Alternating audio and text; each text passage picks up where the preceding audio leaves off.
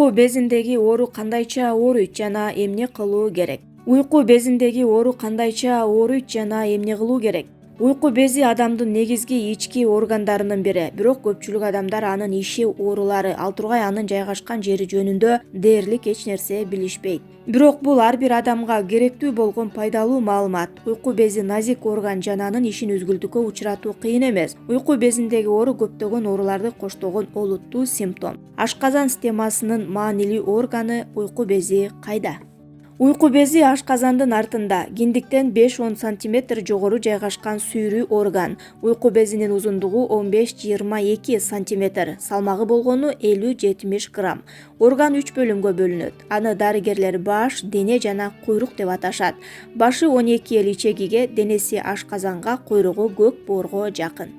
Эгер тамак сиңирүү органдарынын бузулушунун белгилери байма-бай байкалып турса, бул уйку безинин ферменттеринин жетишсиздигин көрсөтүшү мүмкүн. Уйку безин кантип калыбына келтирсе болот? Уйку бези салыштырмалуу кичинекей бир орган болгону менен ар кандай кызматтарды аткарат. Уйку бези уйку безинин ширесин бөлүп чыгарат. Ферменттердин жана туздардын ар кандай пайдалуу заттардын бөлүнүшү жана алардын сиңиши үчүн керектүү коктейли. Ферменттер болбосо тамакты сиңире албайбыз. Алардын оңдогон түрлөрү биздин организмде, уйку безинде гана эмес, ашказанда, ошондой эле ишлекей бездеринде жана ичегилерде пайда болот. Кызыктуу факты: уйку бези күнүнө 1 литрге чейин уйку безинин ширесин бөлүп чыгара алат.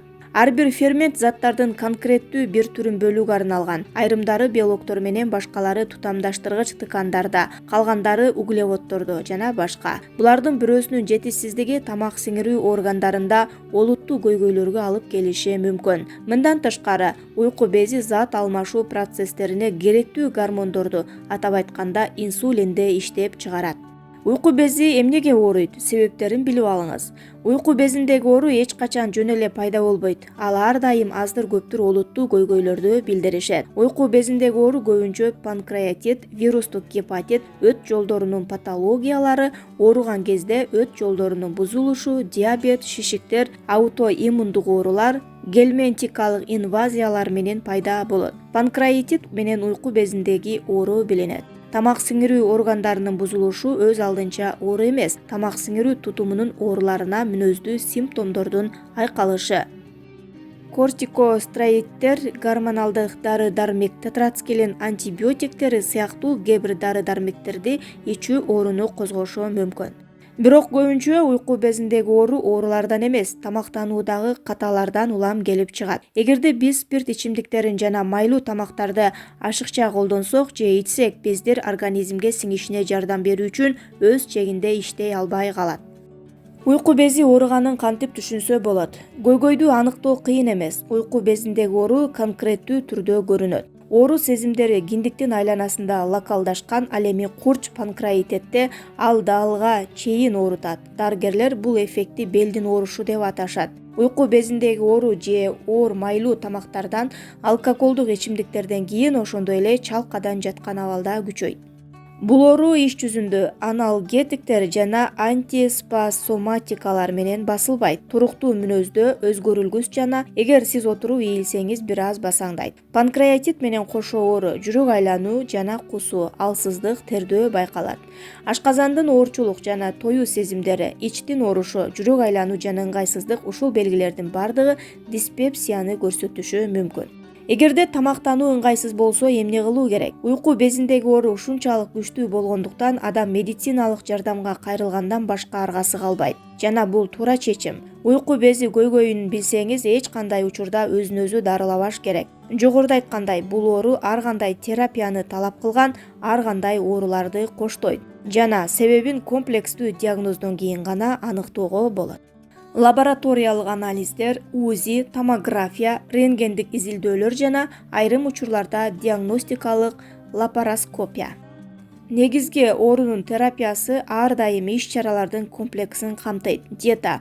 Уйку безин дарылоодо биринчи милдет бул органды мүмкүн болушунча түшүрүү, анын ишин жеңилдетүү. Уйку безиндеги оору эмнеден улам болгонуна карабастан аз тамактануу дайындалат. Биринчи кезекте спирт ичимдиктерин, газдалган суусундуктарды, кофе жана күчтүү чайды, ачуу, майлуу, куурулган тамактарды, шоколадды толугу менен алып салуу керек. Ден соолугу чың адамдарда дагы бул азыктарды кыянаттык менен колдонуу уйку безинде ыңгайсыздыкты жаратат. Адатта таблица номер 5 аталышы дайындалат. Майлардагы жана кислотадагы тамак аштагы чектөөгө негизделген меню. 5-таблица. Тамак аш, буга бышырылган же кайнатылган пудингдер жана асфикс, арык, эт канаттуулар жана балыктар, пектиндерге жана клетчаткага бай азыктар, нан, таттуу мөмөлөр, макарон, жашылчалар. Сиз тез-тез жана аз-аздан тамактанып турушуңуз керек. Бул тамак сиңирүү тутумунун тамак ашты өздөштүрүүсүнө мүмкүндүк берет. Шашылыш режимди жандырбастан. Күнүнө кеминде 5 маал тамактануу сунушталат, бирок анын бөлүктөрү аз болушу керек. Баса мындай диета боордун олуттуу ооруларынан жапа чеккендерге гана эмес, уйку бези ооругандарга да пайдалуу болот. Бул ашыкча аштан кийин калыбына келтирүүгө жардам берет. Ашказандагы оордук, жүрөк айлануу, метеоризм жана тамак сиңбөө сыяктуу белгилер адамдарга жакшы белгилүү. Бул ашыкча тамактануунун акысы. Майрам күндөрүнөн кийин алардын чексиз түшкү тамактары жана ичкиликтерин тамак сиңирүү ишин калыбына келтирүү үчүн жумшак диетага убактылуу өтүү пайдалуу болушу мүмкүн. 5-таблица. Диета ыңгайлуу жана тамактардын кеңири тобун четке кагууну билдирбейт. Дарылоо терапиясы. Дарылоо негизги оорудан көз каранды. Бирок кандай болгон күндө дагы дарыгер дарыларды жазып, симптомдорду жоюуга жана тамак сиңирүү органдарынын ишин жакшыртууга жардам берет. Уйку бези ооруганда ооруну басаңдатуучу каражаттар курч приступтарды, ашказандагы кычкылдуулуктун деңгээлин калыбына келтирүү жана тамак сиңирүү функциясын нормалдаштыруу үчүн антасидтерди, ошондой эле фермент препараттарын жазып беришет. Курамындагы ферменттер биздин ферменттерден дээрлик айырмаланбайт жана эгерде уйку бези жетиштүү өлчөмдө уйку безинин ширесин чыгара албаса, тамак аштын сиңишин жеңүүгө жардам берет.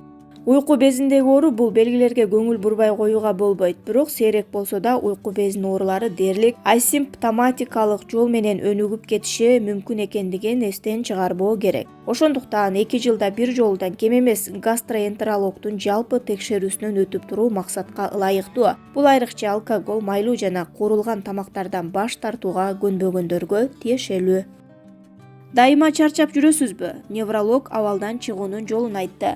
Россияда жогорку категориядагы дарыгер-невролог Инесса Колчо Альф.ру сайтына маек берип жатып, өнөкөткө айланып калган чарчаңкы абалдан чыгуунун жолдорун айтып берди.